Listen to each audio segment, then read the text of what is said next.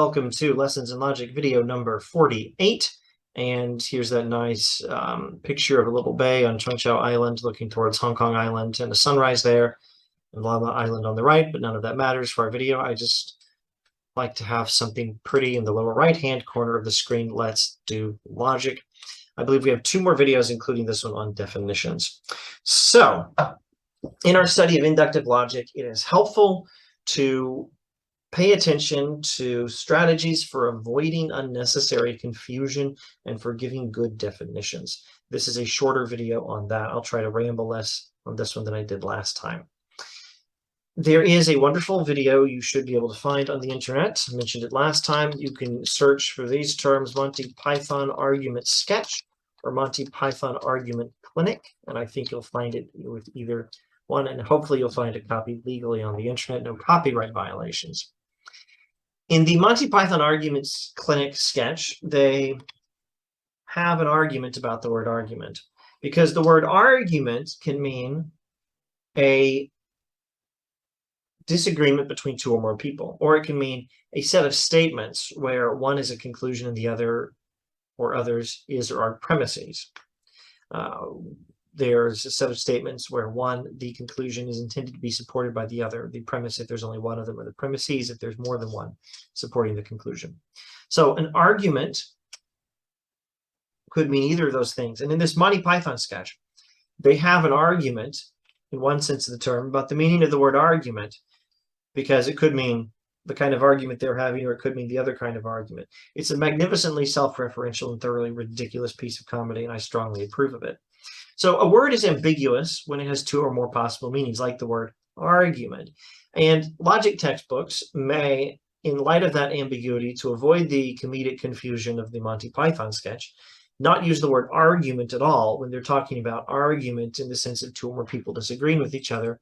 And that's why some textbooks, at least, and my notes say dispute instead of argument. So an argument in the sense of two or more people disagreeing could also be called a dispute. So that's the term we are using to avoid that confusion.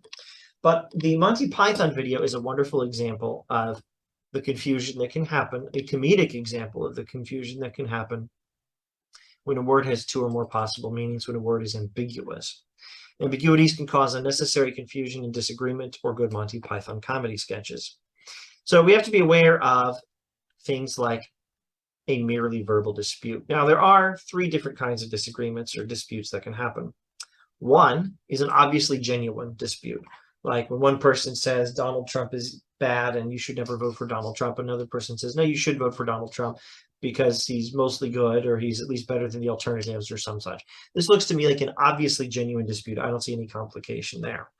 Merely verbal disputes happen when there's some disagreement that's not real, because terms are being used ambiguously and people don't actually disagree, but it looks like they disagree, like in a Monty Python sketch.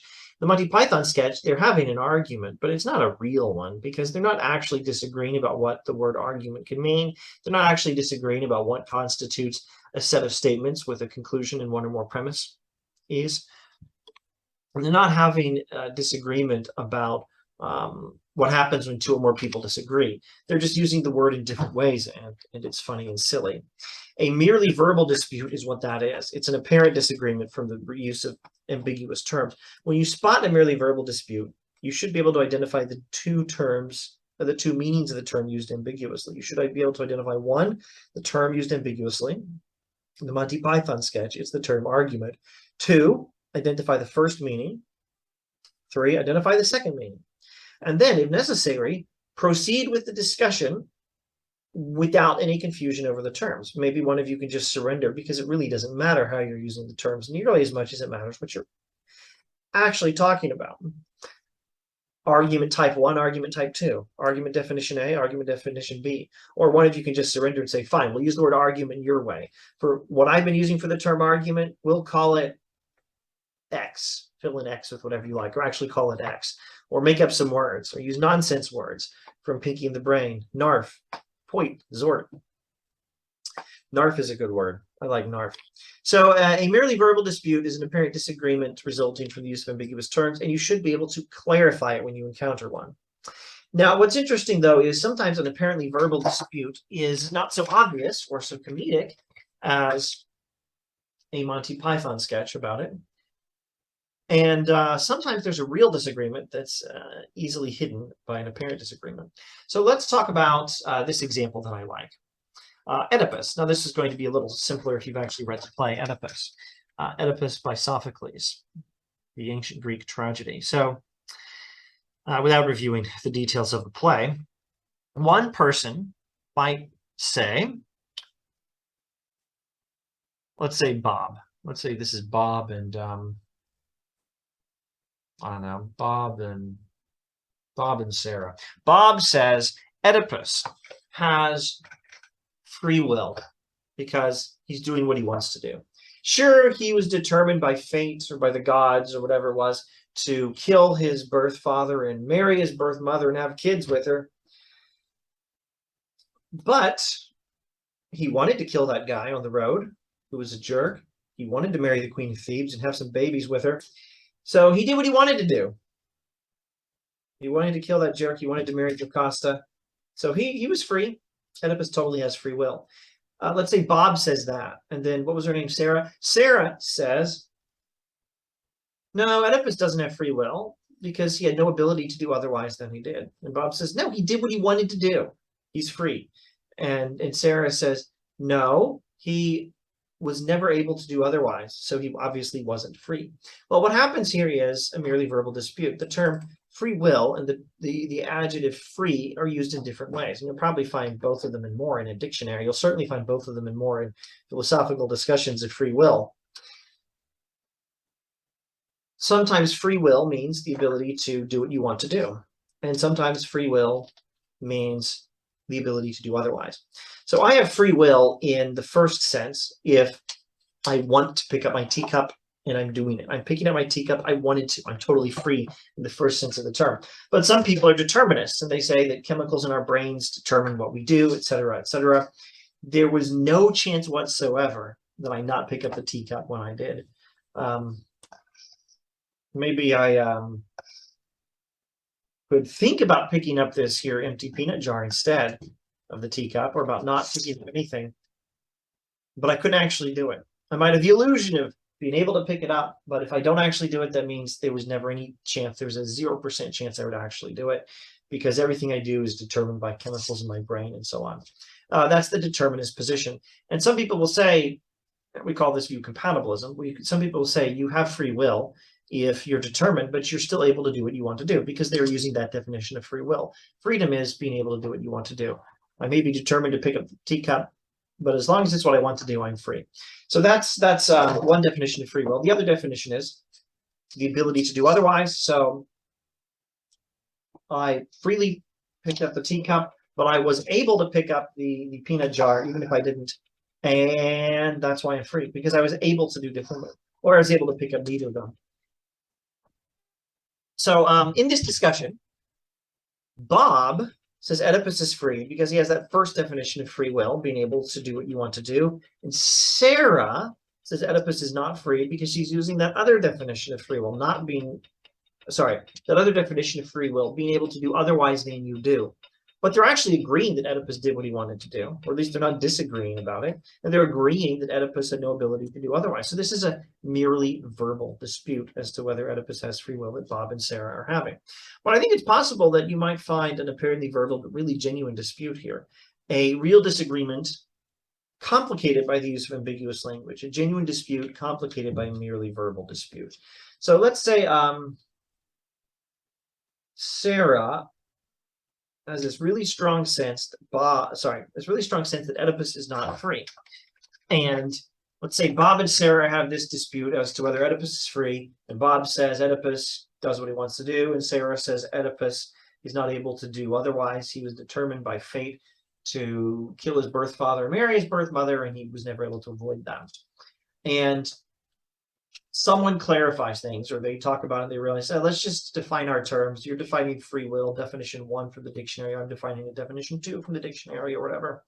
So we agree he has no ability to escape the fate the gods put on him, but we agree he wants to kill the jerk on the road and then marry the Queen of Thebes and have kids with her, not knowing it's his mother.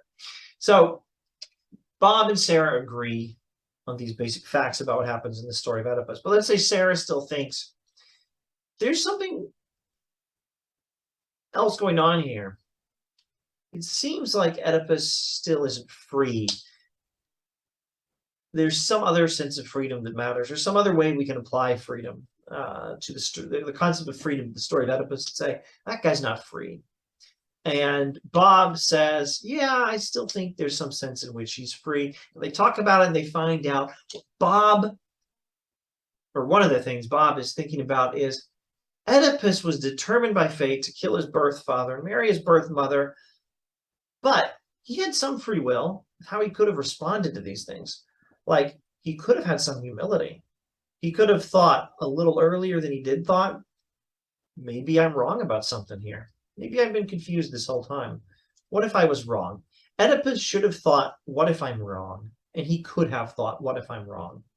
Or he could have been less cruel to people. So his brother-in-law, my brain's forgetting the name at the moment. It's falling out of my head. What is his name? Now my brain's trying to tell me Creon. C-R-E-O-N. Creon. I'm not sure I'm remembering the name rightly. Tiresias, I remember that name. That's a great name from the from Odysseus stories. So Tiresias, blind prophet Tiresias, and Oedipus' brother-in-law, I'm now increasingly confident, is indeed called Creon, C-R-E-O-N. Oedipus' brother-in-law and Tiresias, the blind prophet, those two guys are accused by Oedipus of being troublemakers and telling lies and trying to get rid of him and make him not king of Thebes anymore. They're insurrectionists against me, Oedipus, the rightful king of Thebes. That's what he thinks. So Bob, having a discussion about the Oedipus story with Sarah, might say, Oedipus was free for this reason.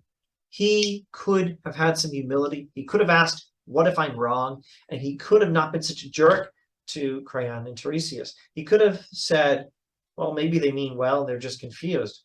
Or what if I'm wrong and they're actually right about some of this stuff? I should slow down and figure out what's going on here more carefully. And I should not carelessly call down curses on whoever killed King Laius. Oedipus should have been more careful and more humble. But let's say Sarah says, oh, if you did, then that would have ruined the whole story. If you had been humble, it would have ruined the whole story. Then not all the prophecies could have come true. Then the punishment the gods were imposing on his family would not have come to fruition if Oedipus had been humble. I don't think he would have been humble if he'd tried. He couldn't even have tried, says Sarah. Now, when Sarah and Bob have this dispute, then they have a real dispute, a genuine dispute. But this is the kind of genuine dispute that they couldn't get to without going through an apparently verbal dispute. So I'm afraid that happens. I tried to give a decent example of it. I hope it works for you. Pausing to think if I come up with any other examples and conclude, no, I don't have a chance of coming up with any other good examples at this time. So let's be done. Logic is the study of whether statements offered in support of other statements do a good job supporting them. Inductive logic is the study of whether they give good enough probabilistic support. And if you're going to do inductive logic properly, it's important to use definitions well, avoid bad definitions, avoid any pointless disputes over confusing, ambiguous terms, and clarify what our disagreements actually are so that we can have proper discussions of them, and then get down to the actual arguments in the logic class sense of the term. All right, thanks for watching. Probably one more video on crafting good definitions before we move on to informal fallacies. See you then.